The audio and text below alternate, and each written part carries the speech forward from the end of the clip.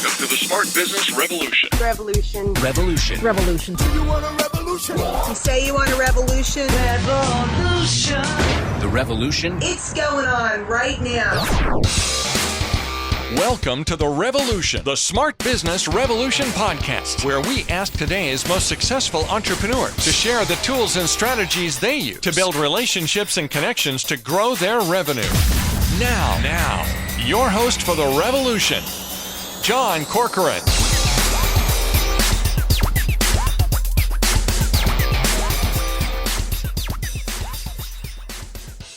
All right. Welcome, everyone. John Corcoran here. I'm the host of the Smart Business Revolution podcast, and this is a live episode. You guys might know a little bit about me. I'm a recovering political hack, recovering lawyer. I spent years working in politics, including as a speechwriter with stints working in the Clinton White House and for a California governor. And I spent years practicing law in the San Francisco Bay Area. And, 10 years ago, I discovered this medium of what we're doing right here, which is podcasting, doing interviews. And I've been doing it ever since. It's over 10 years I've had the privilege of talking to so many smart CEOs, founders, entrepreneurs of all kinds of different companies. And today I'm the co-founder of Rise 25, where we help B2B businesses with the strategy and production they need to create a podcast and content marketing that produces tremendous ROI and connects them with their ideal prospects and referral partners. And we have a fun episode today because we got two good old friends who are here to join us, Dan Cashell and Tony Rulli. I'm going to introduce both of them to you. They're both accomplished entrepreneurs.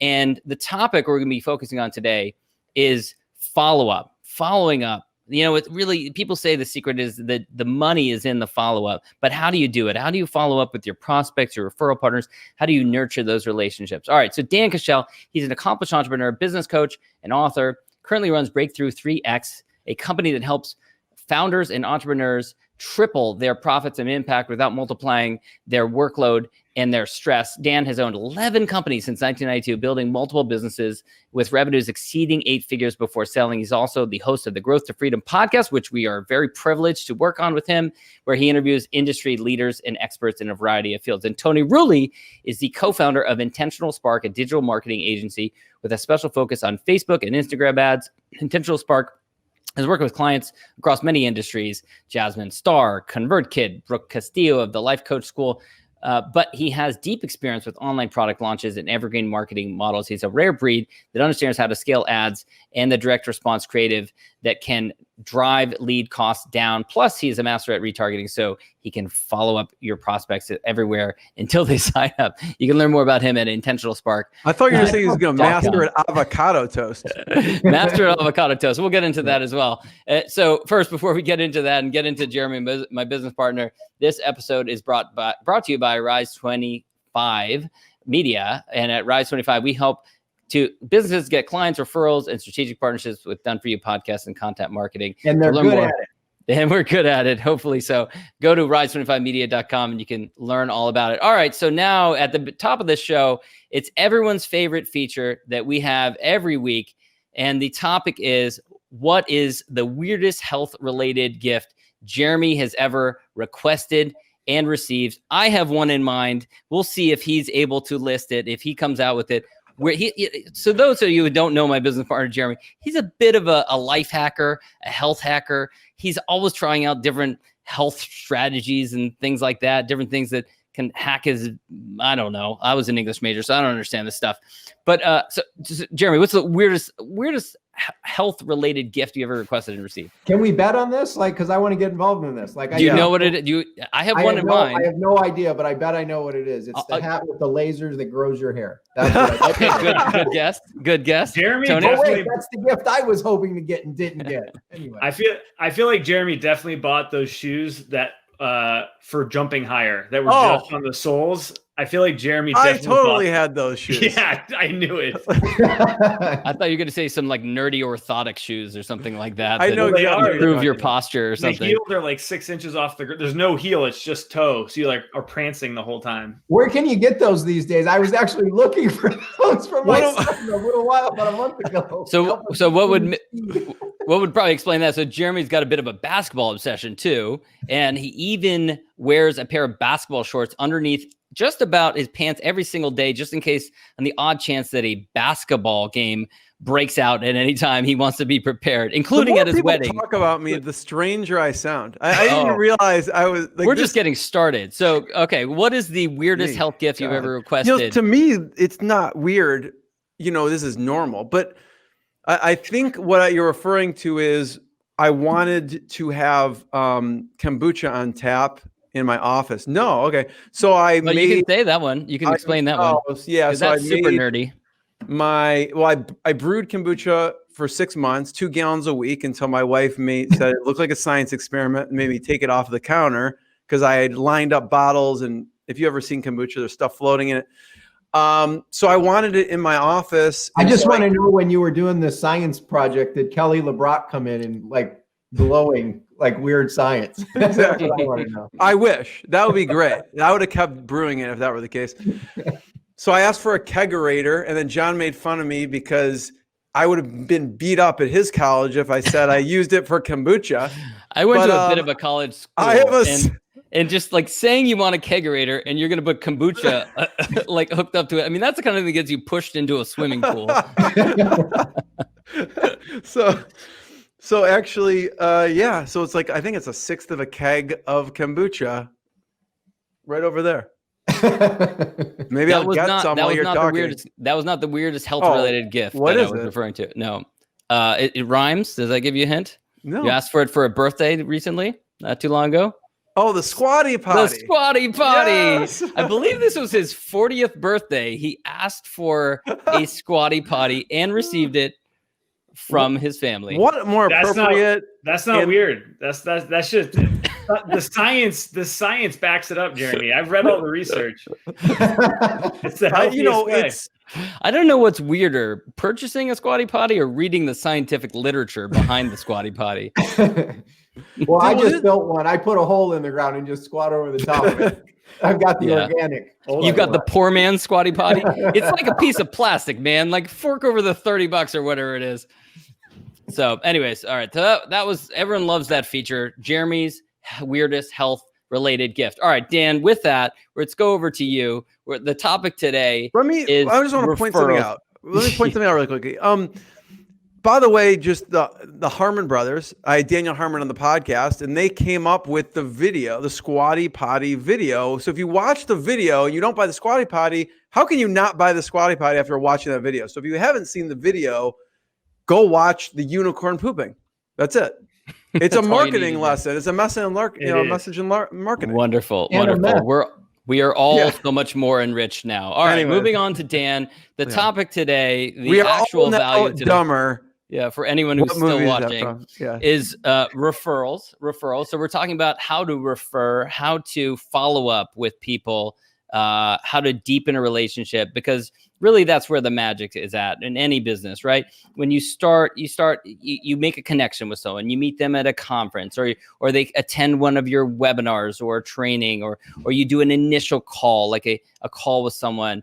How do you follow up? How do you deepen those relationships? Because I think a lot of people struggle with that, especially when you get into more scalable, which is really where Dan's expertise comes in, more scalable ways, automated ways to follow up with people. So, but Dan, let me start with just some of the big mistakes that you see people make with following up.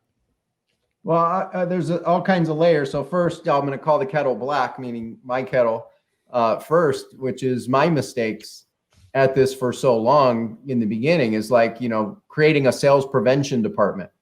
What I mean by sales prevention is not following up, right? Following up is hard, but not following up is harder, right? Yeah. Follow up, some can say, depending on what route you go, could be expensive, but not following up is far more expensive, right? So one of the mistakes is just not really recognizing the strategy. And why do I say this? I see so many people, John, that they let automation and technology get in the way of them actually making money and making an impact. So as you're watching right now, don't let don't let automation and technology get in the way of you making money. Like that's really, really critical. So keep it simple, be a human being. Don't try to be like an AI all of a sudden in your business. Like it doesn't work. So a good example of this, we had one of our recent clients, John, that, we started working with. His name's Bruce. He's an artist, a really great artist. But like a lot of artists, he wasn't, hitting his mark. He wasn't having a big impact as he wanted. And he wanted to teach people how to do art, right? He's a coach, teacher at a training and coaching program. So when we first started talking, Bruce was like, I'm trying this tactic and this thing and this technology and this, right? And what I hear all the time, this is very common, why I bring up Bruce, is because so many people, on top of letting automation get in the way, they let tactics get in the way. So as you're listening, and part of John and Jeremy's world is start focusing on principle-based things that are timeless more than timely. In other words, they're not a fad. They're going to be gone in a couple weeks or even a couple years, but they're timeless over time. So when I was talking to Bruce, I said, hey, Bruce, time out. Like, what do you love to do? And he goes, I love teaching. Why do you love teaching? He said, I love art as an expression and giving people freedom and giving people peace of mind. And it's a gift. And whatever talent level. And he said, I just want to fill my coaching program. And I said, well, and he was doing this and doing that and working with this software and that tech and this thing. I'm like, Bruce, what if we just simplify the heck out of this? I said, do you know how to use like a platform like Zoom? He goes, yeah. I go, how big is your list? He goes, well, I don't have a big list. I've got between all my social media followers and my list, I might have 400 people. I said, well, if we give you the emails to send out, would you just send them? Like human being communication, just even manually. He said, yeah, I'll do that. He did it. He had 125 people, John, register for his first training using the platform, just straight, no fancy pants tech. Like he just eliminated it all. No automation, no autoresponders, no text follow-up, no, none of it. Just simple. Invite, come to this thing. He did a presentation. He had 125 people register, which was shocking out of 400. He had 75 people show up. No automation, no tech. He did a presentation. He didn't even make his offer for his coaching training program till hour 3, and he still got 4 to 5 sales. And he was stoked, but he realized, he'd left some things on the table. So we regrouped and asked him, what did you like most? What did you like least? And he says, well, Dan, and I love this. I said, well, what if we just repeat it? What if we just repeat? I go, what would happen if we just repeated this for the next 60 to 90 days each week? He said, yeah, let's do that. Essentially a follow-up strategy. And every week he just painted something new, but the underlying strategies, the principles were the same. It was just a new piece of art he showed. Hopefully you pick something up from that right there. Now, the second week, John, he invited the similar people and more people brought people. They started referring. He had about 175 people register. He had 122 show up. He enrolled about 13 or 14 people in his coaching training. He repeated this week. After 30 days, he had 39 people in his coaching program. Wow.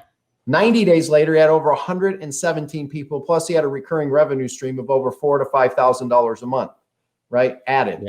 Yeah. Organic follow-up strategy that he used. So that's one example. There's many that we can go into, but for sake of time, as you're listening or watching, like what would happen if you just simplified things, got tech off the plate, kept it simple, made it real, and just helped people solve their problems? What would that do for your business? That's great. Tony, I want to go over to you next. Wait, I'm going to interrupt you for 1 second before we get to Tony.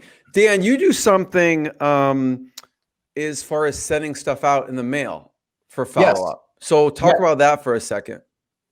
So, for many years, I read a book by a guy named Joe Girard, who was the top salesman in the car business many years ago. He sold more cars than anybody in a 6-year period. And they interviewed him and said, hey, how did you become, set the world record on selling cars? He said, well, about every month I would send out a card to people and follow up with them. And that brought repeat business back. See, we're not in the order business. We're in the reorder business, right? And that was the lesson of that entire book that I had read. And so for, a decade, give or take, I had been regularly about quarterly, 3, 4, sometimes as many as 5, 6 times a year to my important relationships. I like to send out think of the holidays, right? A lot of people send out holiday cards, right? Around the holidays, but it gets cluttered with everybody else because guess what everybody else is doing around the holidays, sending out their holiday cards. Well, what if you treated all year like a holiday and treated your best relationships like a holiday? And so we started using photo cards where on one side of it, we'd put some inspiring quotes. that was for them to give them value. And then we showed some of the stuff going on that was in our life, my family and stuff like that. And we would literally send this out to hundreds and hundreds of our relationships. About a year or two, maybe 3 years ago, time kind of blends in. We started adding a newsletter that, like, for the last quarter, we usually put our top 13 keys that we found in the last quarter that are working, and started including that in all these things going out. And we've had people respond and go, I get more value from your free newsletter than most multi-$1,000 programs I've ever bought. And thank you, right? It's led to relationships, referrals, introductions, just as a strategic byproduct, not like a direct sale from this process. And so how can you, what are ways that you can simply cultivate relationships, important relationships, right, over time, and be in front of them on a regular basis and plant, we call it plant value seeds in the beginning, right? Could be as simple as like a photo card. Then it gets a little bigger. You might plant value trees. You give them a little value tree, and then you might get to a place where you're planting value orchards with your important relationship. Those are a couple. That's great. Yeah, I love those. And I get those from you every quarter. That's really cool how you do that. You've got a little bit of the personal, a little bit of the business. Tony, let's go to you. So what are some of the mistakes you see people making with following up or not following up? Yeah, well, I love what Dan does with sending something a little more personal for you. We've done this for a bunch of years with our clients. We'll send them holiday packages, but we go out and shop local here in Portland, Oregon, and buy things that are just from Portland, and then would ship that to clients as like their care package for the holidays. But it'd be a story about us and like who we are and what our life's like. And so it wasn't just some random package, and it ended up cementing some longer relationships that way. So I think adding a little personal touch always goes a long way. As far as mistakes I see people make, I mean, we don't do any cold outreach. We usually are referral based. People find us from podcast interviews I do and some of our own, organic content marketing. But I think the biggest mistake I see people do is not follow up at all, or follow up once. I'm not a big fan of like harassing someone, right? Like with cold emails and then follow up. If they're not responding, they're not responding. But if I've already had a conversation with them, maybe we do a Zoom call and I give them some strategy idea to see if they're a fit for working with us. We'll send them a quick follow-up email with like what we talked about, how we could help. If I don't hear back, I set myself a little reminder, follow up in a week, check in on them. And then I think the number one mistake I see people make is not keep the conversation going after they've lost the business. I can't tell you how many clients we've won by, number one, if a prospect decides not to go with us, I always ask, I'm always trying to get better on these sales calls. Would love to learn, what made you decide to go with who you decided to go with. People usually answer, and I appreciate their answer, and they appreciate, and a lot of times it's just price. They say I went with someone cheaper.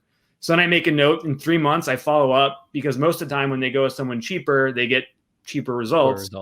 And I can't tell you how many times I follow up and they say like, oh, it's been a nightmare. I was just thinking about reaching out or finding someone else.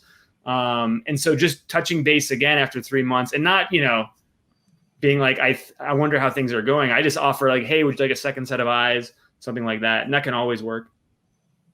I had a question, Tony, for you so that's for you. I'm curious what you recommend your clients, because you help your clients get a lot of leads.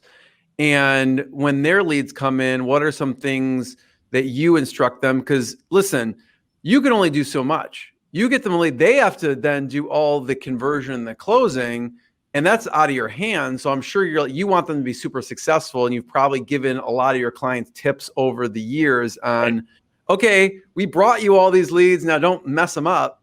What do you recommend your clients do? And maybe walk through a little bit. Okay, lead comes in, maybe it goes to a webinar, like where it's coming in from, and then kind of what the next steps are. Yeah, well, I know you love retargeting, Jeremy. We always talk about. I just love when you talk about retargeting. He doesn't actually like doing the retargeting. He just likes you talking about it. That's true. I mean, once you get those leads in, you can do lots of things. So, like, depending on your budget, we always like clients to do some kind of nurture campaign in email, but also you can do that with ads. So not having a call to action ad, but just have a value add where you're either teaching something, telling people about yourself. Could be talking to other clients or customers, like an interview.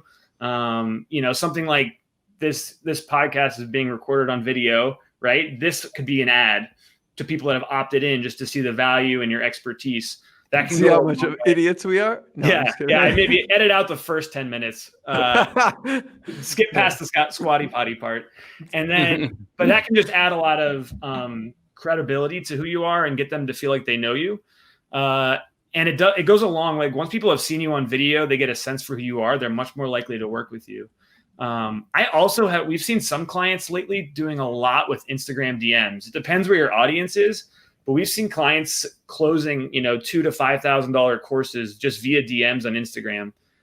Once people are in, maybe they've done a webinar, and then they go live on Instagram, and then people start asking them questions on Instagram. We've seen Instagram DMs be a big sales channel for some clients. So, what does that look like? So they're live on Instagram, and then are they engaging, or are people asking questions, and how does it work? They'll go live on Instagram. People ask questions. They'll chat there, and then people will just keep following up with them through their stories and their regular posts, and we'll DM them questions like, am I a good fit? I'm not sure this is the right time for me. Do you think I could participate? And I've seen them close like half their sales just on Instagram DMs. Now that's where their audience is, right? So it depends where your audience is and what channels you use, but don't make it harder for them, right? Don't be like, email me to close the sale. If they're on Instagram and chatting with you, make the sale right there. So speak on the channel that they are speaking to you at, or where they're most active. Yeah, definitely. Yeah. Dan, anything you want to weigh in on here? So we joke about Dan. He's come out to a number of our different Rise 25 events over the years, and you can ask him a question on virtually any topic, and he'll say, I have a 5-part answer to that. And he's completely thought through all 5 parts. There's usually an acronym involved. And it just makes you feel like you got no ideas. So Dan, I'll turn it over to you. So Instagram DMs or communicating with prospects in the channel that they like to communicate in.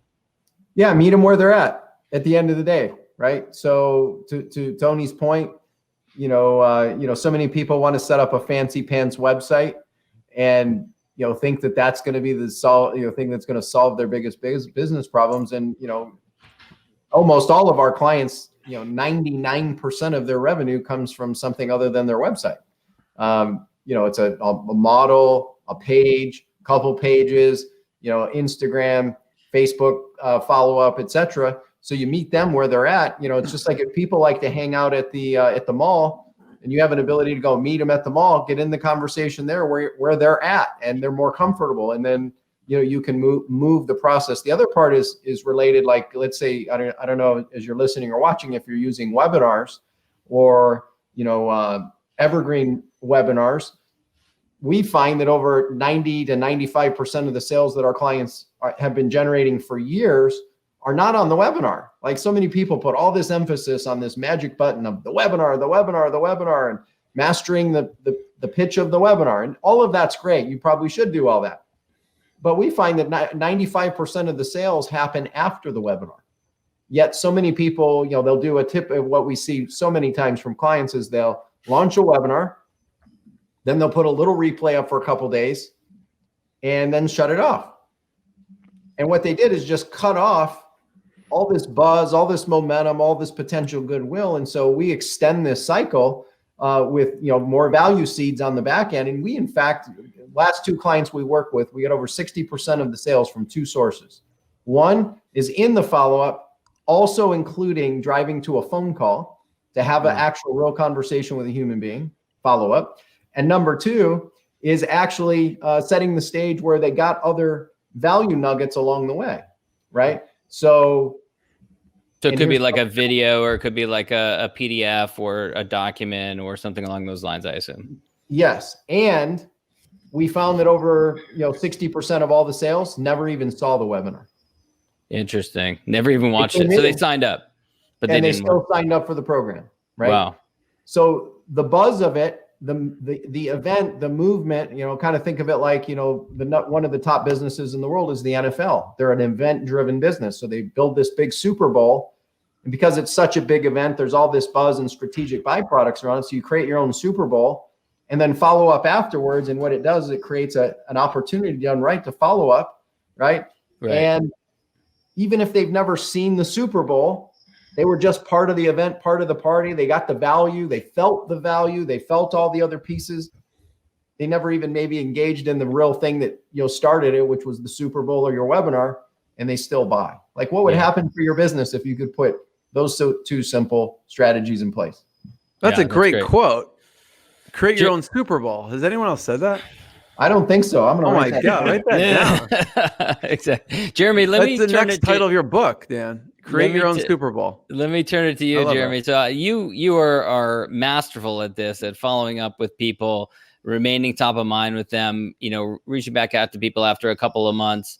What are some of the strategies that you've used in order to keep relationships going and keep deepening those relationships? Yeah. I was interviewing someone the other day and they use this term and I'm like, yeah, I think I resonate with that. They call it spiritually stalking, and I'm like, yeah, I probably kind of spiritually stalk people, but I'll share. What's that? I'm one of them. Yeah, exactly. Yeah. And it's like, Dan, it's kind of what you said about keeping it simple, right? I mean, for me, my closest and best relationships are in my phone. Like, I don't need to go to like some autoresponder sequence or, webinar. It's like, they're right here in my phone. And so we often neglect our best relationships. We go to the new, the shiny, and they're all on my phone. So it's really, I tell everyone, like, if you go through your phone like once a week, look at who have I not chatted with in a while, who have I not talked to or updated or got an update from, and it's literally that simple for me.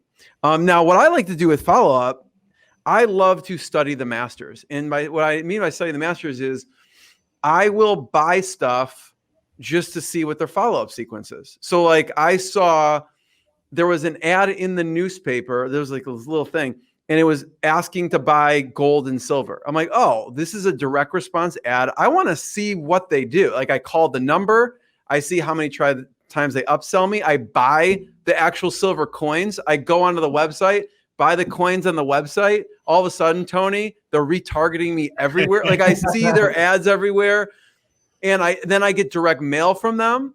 I see if they call me, they email me. So I actually buy other people's stuff to see all of the follow-up systems that they have in place. And especially if they're spending money to mail me something or to put it in a newspaper, I bet they've probably have some kind of follow-up system because that costs actual money. So I love buying stuff and then exploring their upsells and their follow-up sequence. So if you're wondering what Jeremy's house looks like, it's just nothing but squatty potties and hundreds of dollars of commemorative gold and silver coins sitting around all over the place.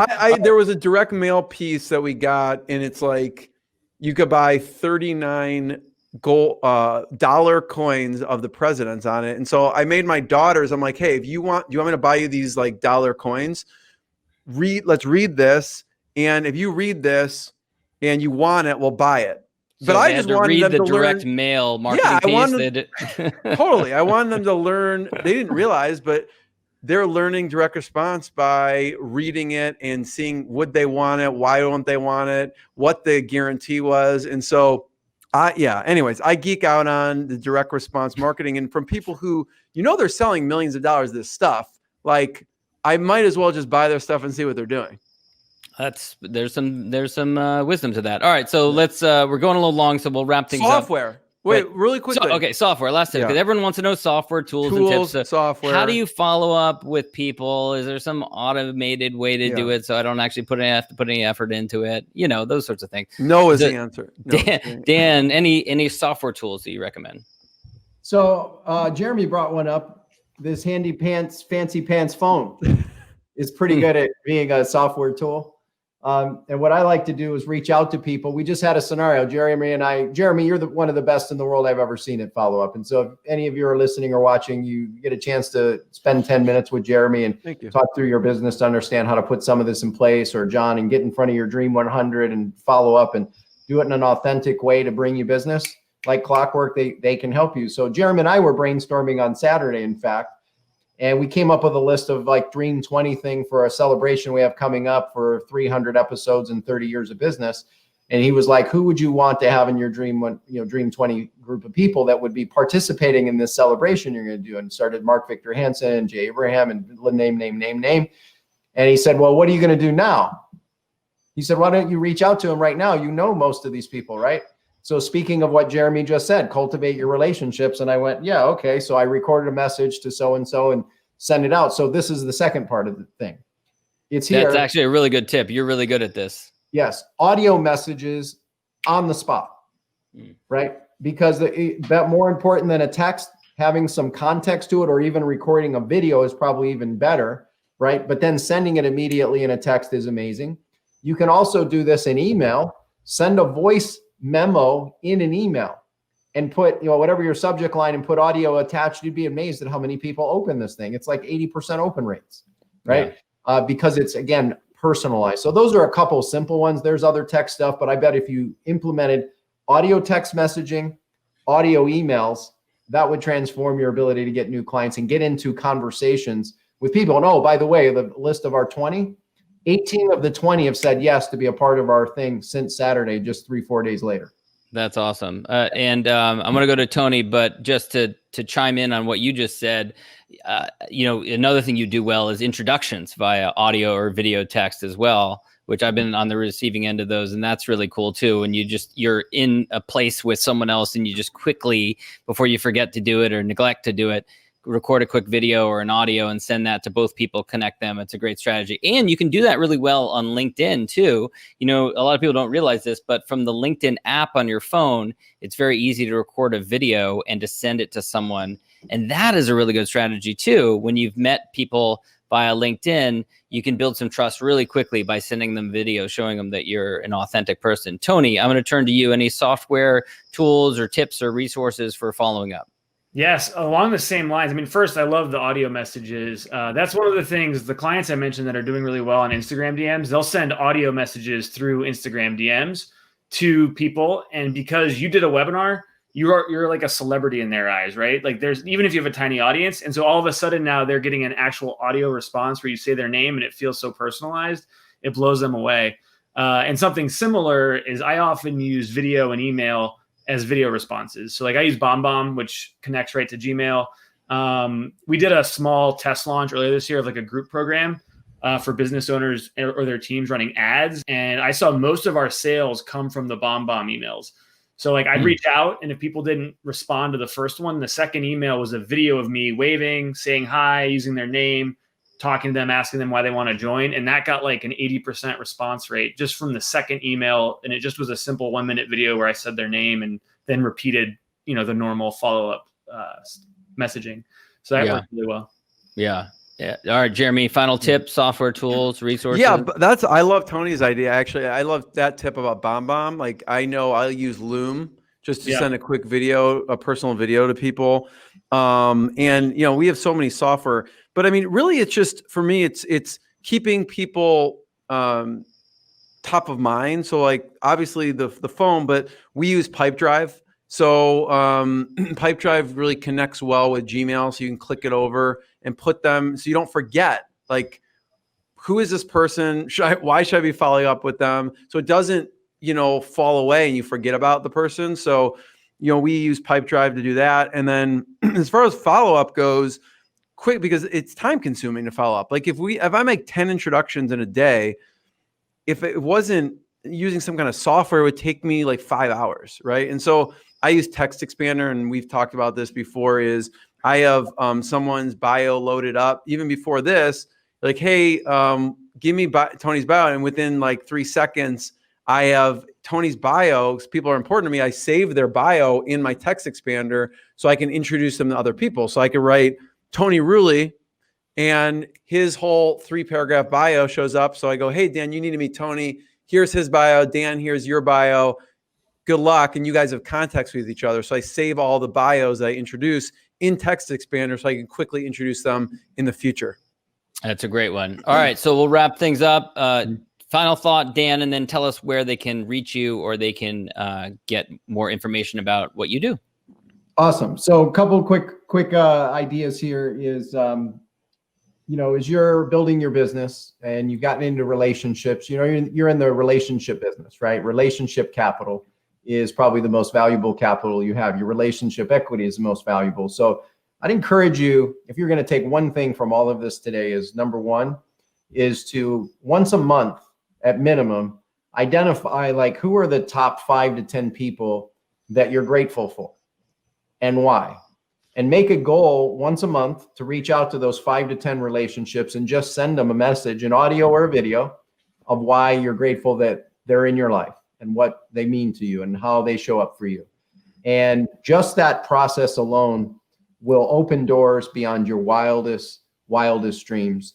And that's a strategy. It's a principle-based idea, but also incorporating a little bit of a tactical way of doing it. But don't do it looking for what you're going to get from it. Like, oh, I'm going to do this so I get. No, just do it because it becomes you, right? It's a habit you build, a gratitude exercise for others and demonstrating that. If you want to go deeper with some of what we talked about, you're looking for a way to, maybe you're struggling to get new clients on a daily basis. You're looking for help there. We can help. You can go to breakthroughstrategycall.com. That's Breakthrough Strategy Call. Set up a 10-minute conversation, and we can see, identify where you're at, where you want to go, and talk about some of the ways we can help you connect the dots, see the blind spots, and get unstuck to getting a steady flow of clients every day. Absolutely. Go sign up there, and you can see how Dan will follow up with you every week for the next 52 years. With our 7-step approach. Exactly. Tony, where can we learn more about you? Yeah, intentionalspark.com. You can contact us there, reach out. We can schedule a conversation. Also, Instagram at intentionalspark. We're pretty active there. DM me. I'm happy to chat. Whether send you an audio. He'll send you an audio. I'll do audio. Good. We'll do everything. We chat about ads, see if you're ready for ads. Dan Cashel, Breakthrough 3X. Can people still get your retargeting or not? No, Tony? The retargeting course we don't do anymore. We have a group program where if you're running, you can join the group program, but no more retargeting course. Got it. So they'll have to go to Intentional Spark to see what you have. I got Yes. you. Okay. Dan Cashel, Breakthrough 3X, Tony Rulli, Intentional Spark. Jeremy and I can be found at rise25.com or rise25media.com or email at support@rise25media.com. Gentlemen, it was a pleasure. Thank you all for listening and watching, and we'll talk to you all soon. See ya. See you guys. Thank you for listening to the Smart Business Revolution podcast with John Corcoran. Find out more at smartbusinessrevolution.com. And while you're there, sign up for our email list and join the revolution. Revolution. And be listening for the next episode of the Smart Business Revolution podcast.